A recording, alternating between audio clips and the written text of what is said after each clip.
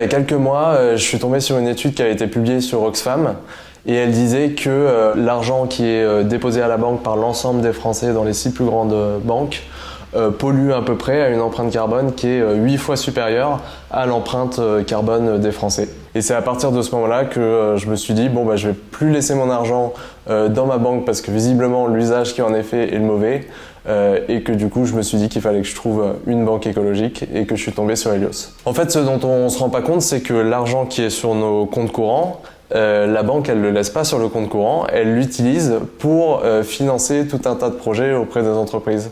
Dans une banque classique, on ne sait absolument pas quels sont ces projets qui sont financés par les entreprises puisqu'il n'y a aucune transparence, alors que chez Helios, dans une banque écologique, enfin on a la vision de ce qui est fait de notre argent. Aujourd'hui, le premier projet financé par Helios, c'est une centrale solaire qui est située en Nouvelle-Calédonie. On est 1720 et on sait que quand on sera 3000, on pourra financer le prochain projet qui sera forcément dans l'une des catégories vertes qui est en dessous, donc par exemple l'agriculture durable ou les énergies renouvelables. Et ce dont on est sûr, c'est que ça ne va pas financer un certain nombre de catégories qui sont complètement exclues, dont le charbon, le pétrole ou le gaz.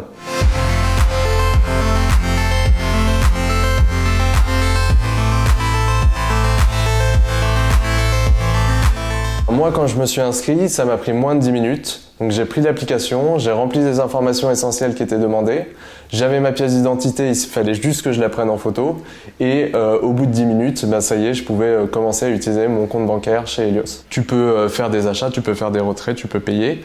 Mais ton argent est utilisé uniquement pour financer des projets qui sont des projets écologiques. Je travaillais dans la finance et plus particulièrement en finance durable. Et en fait, l'idée d'Helios est venue de là. Je lisais beaucoup de rapports scientifiques sur le sujet. Et d'autre part, je voyais dans mon métier le fait qu'on continuait massivement à investir dans des secteurs qu'on n'a pas envie de voir se développer dans les prochaines années et que c'est quelque chose qui était très peu challengé, même par des gens qui sont très engagés et qui passent beaucoup de temps à changer toutes leurs habitudes de consommation. Ce qui est compliqué avec la banque, c'est que son impact sur la planète, il est très méconnu et surtout beaucoup moins visible que dans d'autres secteurs. Et en fait, si les banques continuent à financer l'économie comme elles le font aujourd'hui, ça conduirait à un réchauffement climatique de plus 4 degrés d'ici 2100.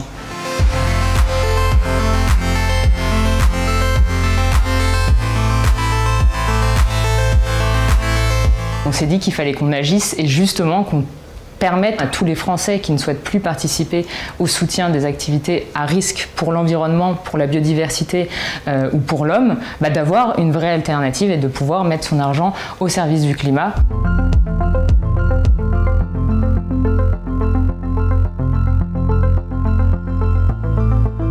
Les financements qu'on va faire aujourd'hui, finalement, c'est le monde qu'on verra demain. Et donc, il y a un vrai enjeu à ce que les banques, elles se transforment très rapidement, qu'elles décident d'exclure justement tous ces secteurs qui sont connus comme des secteurs représentant un risque pour nous, pour l'environnement, pour notre vie future. Donc, il y a un vrai enjeu à faire grandir ce mouvement Dépolluons la banque et à être plus nombreux à mettre son argent au service de la transition écologique.